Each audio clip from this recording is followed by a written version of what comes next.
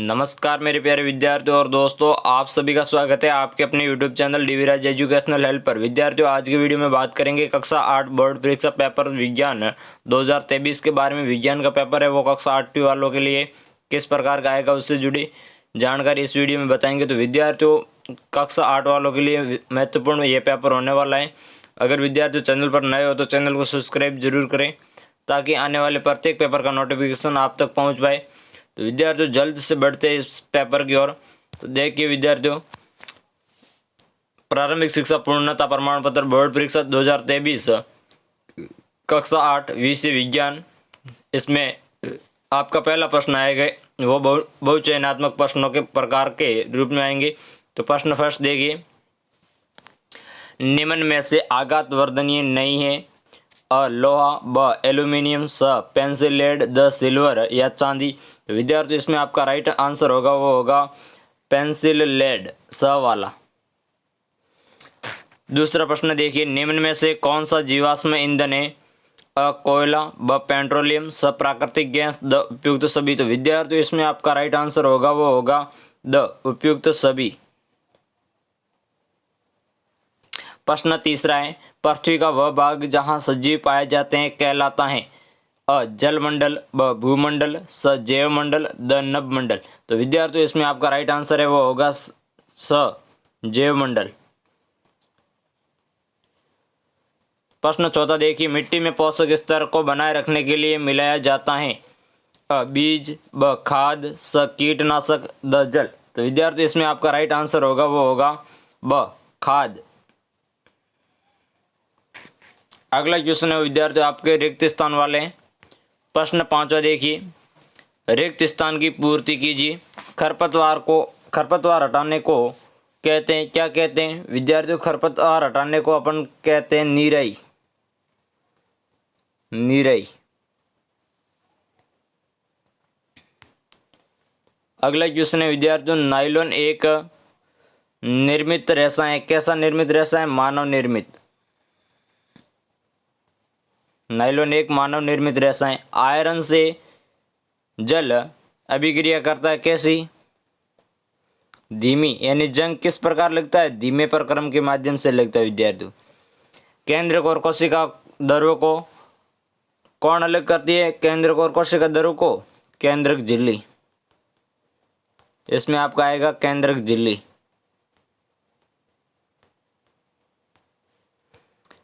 अगला क्वेश्चन देखिए छठा, निम्नलिखित कथनों में सही के लिए लिखिए टी तथा गलत के लिखिए एफ लिखिए। इसमें पहला, पादप कोशिका जंतु कोशिका से भिन्न होती है, बिल्कुल। तो इसमें आपका आएगा वो आएगा टी, ये राइट है। दूसरा है, कंपन की आवृत्ति जितनी कम होगी तारतु उतना ही अधिक होगा, गलत। इसमें आपका आएगा एफ।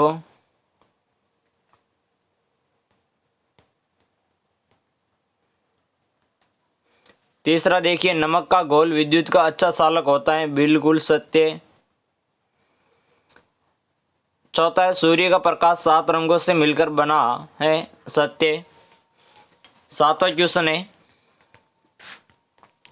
अति लघुरात्मक प्रश्न। इसमें प्रश्न सातवां देखिए, तन्यता किसे कहते हैं? तन्यता विद्यार्थियों धातुओं का वह गुण जिसे उन्हें खींचकर तारों में परिवर्तित किया जा सकता है। जैसे आपने देखा है विद्यार्थियों, जो एल्यूमिनियम के तार है, कॉपर के तार है, ये इनमें क्या तन्यता की मात्रा ज़्यादा पाई जाती है, जिन्हें खींचने पर ये टूटते नहीं और तार के अंदर परिवर्तित हो जाते हैं। इन्हें क्या कहते हैं? तन्यता।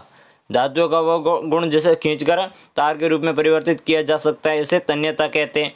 आठवां देखिए विद्यार्थियों, 2 जीवाश्म ईंधनों के नाम लिखिए।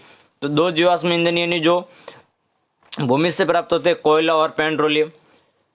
प्रश्न नंबर देखिए, पादपों में हरित लवक का कार्य क्या कार्य है? पादपों में हरित लवक प्रकाश संश्लेषण की क्रिया में सहयोग करता है। प्रश्न 10वां देखिए विद्यार्थियों, बल किसे कहते हैं? किसी वस्तु पर लगने वाले धक्के या खिंचाव को बल कहते हैं, जिससे वस्तु क्या है, गति प्राप्त कर लेती है। प्रश्न 11वां, हमें वस्तुएं क्यों दिखाई देती हैं? उत्तर देखिए, वस्तुओं से आने वाला प्रकाश जब हमारे नेत्रों में प्रवेश करते हैं तब वस्तु हमें क्या करती दिखाई देती है। जैसे आप अंधेरे कमरे में जाते हो तो आप वस्तु पर टॉर्च करोगे, बल्कि नहीं कि अपनी आंखों पर। अगर अपनी आंखों पर टॉर्च करोगे तो आपको वस्तु नहीं दिखाई देगी। अगर वस्तु पर टॉर्च करोगे तो वस्तु से रिफ्लेक्ट होने वाली, परावर्तित होने वाली किरणें आपकी आंखों तक आएगी, जिससे आपको क्या दिखती है, वस्तुएं।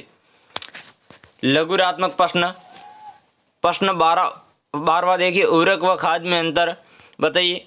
अपशिष्ट एवं पौधों के अवशेष से विघटन से प्राप्त होता है। दूसरा, उर्वरक का उत्पादन फैक्ट्री में होता है, जबकि खाद खेतों में बनाई जाती है। तीसरा, उर्वरक से मिट्टी को ह्यूमस प्राप्त नहीं होता, जबकि खाद से मिट्टी को प्रचुर मात्रा में ह्यूमस प्राप्त होता है। चौथा देखिए, उर्वरक में पादप पोषक जैसे कि नाइट्रोजन, फास्फोरस तथा पोटेशियम प्रचुरता में होता है, जबकि खाद में पादप पोषक तुलनात्मक रूप से कम होता है। प्रश्न 13 देखिए, श्याम पट पर लिखावट कैसे दिखाई देती है।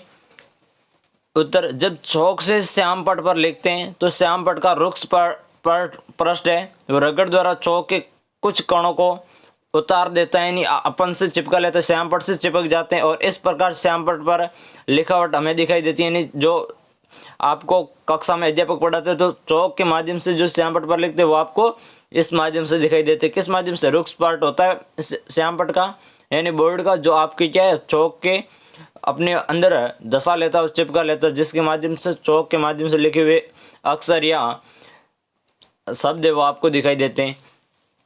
प्रश्न 14 देखिए, विद्युत लेपन विधि किसे कहते हैं। इसके दो उपयोग लिखिए। विद्युत लेपन विधि, विद्युत धारा द्वारा किसी पदार्थ पर वांछित धातु की परत निक्षेपित करने की विधि को विद्युत लेपन कहते हैं। यानी विद्युत द्वारा किसी पदार्थ पर वांछित धातु की परत जो चढ़ाई जाती है, इस परत चढ़ाने की प्रक्रिया को क्या कहते हैं, विद्युत लेपन विधि कहते हैं।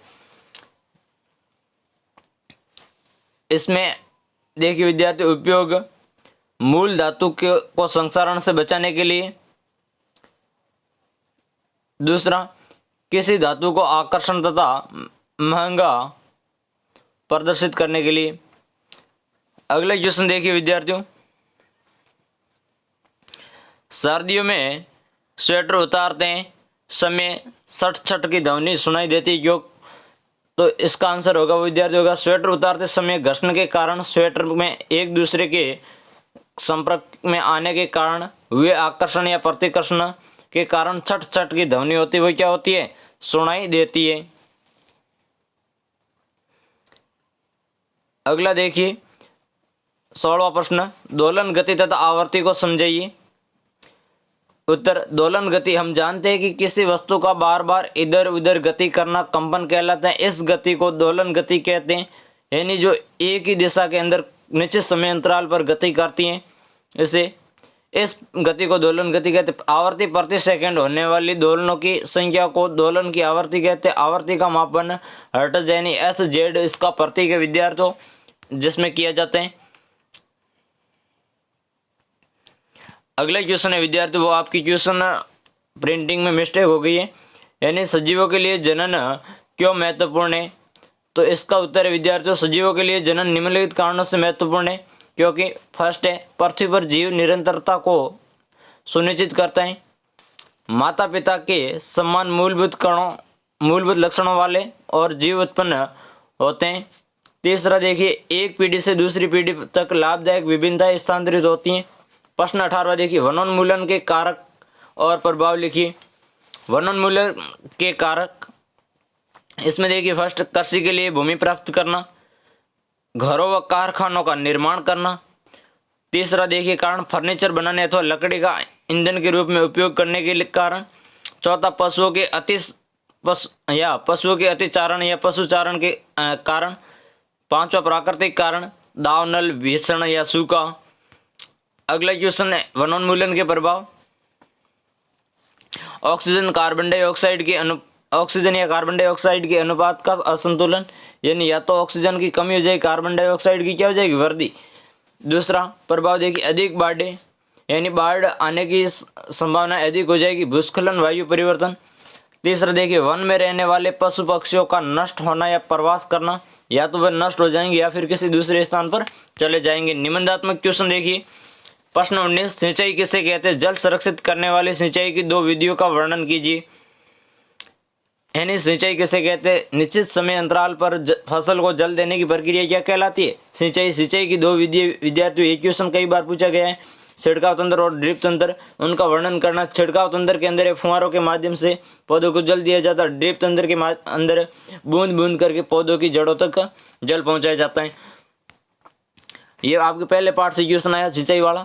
धातु, इसके अथवा में क्वेश्चन है धातु तथा अधातु में अंतर स्पष्ट कीजिए। धातु वे धातु जिसके अंदर चमक और ध्वनि उत्पन्न होती है। अधातु में क्या है? ठोस होती है, जैसे पीटने पर भंगुर हो जाते हैं। इसको विस्तार से समझाने के लिए अध्याय 4 के अंदर आप जाके देख सकते हैं विद्यार्थियों, क्योंकि बड़े क्वेश्चन हैं जिनको वीडियो के अंदर समझाएंगे तो वीडियो बड़ा हो जाएगा। इसलिए विद्यार्थियों आप इसको किताब के अंदर जाके देख ले। हम अध्याय आपको बता रहे अध्याय 4 के अंदर मिल जाएगा ये। प्रश्न 20वां देखिए, मोमबत्ती की ज्वाला के विभिन्न क्षेत्रों को नामांकित चित्र बनाते हुए समझाइए। ये विद्यार्थियों आपके छठे पाठ के अंदर है। इसके अथवा में दिया निम्न पर संक्षिप्त नोट लिखिए। कोशिका द्रव्य और कोशिका का केंद्रक। कोशिका द्रव्य यानी केंद्र के चारों ओर पाया जाने वाला एक जेली नुमा पदार्थ है, जिसे कोशिका द्रव्य कहते हैं। कोशिका केंद्र, कोशिका के अंदर एक सुस्पष्ट संरचना दिखाई देती है, जिसे कोशिका केंद्र कहते हैं। और ये विद्यार्थी आपके अध्याय 8 से आया है। अगला क्वेश्चन देखिए 21वां, लैंगिक जनन किसे कहते हैं? हाइड्रा में अलैंगिक जनन की विधि का सचित्र वर्णन कीजिए। लैंगिक जनन जिसमें नर और मादा दोनों युग्मक भाग लेते हैं विद्यार्थियों।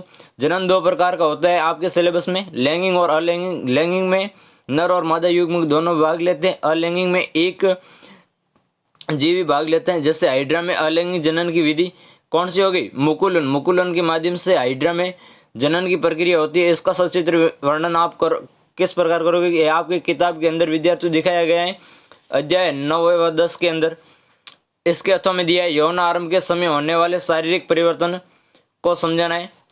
जैसे लड़कियों में स्तन का विकास, लड़कों में आवाज़ का भारी होना, चेहरे पर दाढ़ी आना, लड़कियों के अंदर आवाज़ का तीखी होना। प्रश्न 22वां देखिए, मानव कान यानी कर्ण का चित्र बनाइए। इसके अर्थों में वायु प्रदूषण से क्या आशय? वायु प्रदूषण के हानिकारक प्रभाव लिखिए।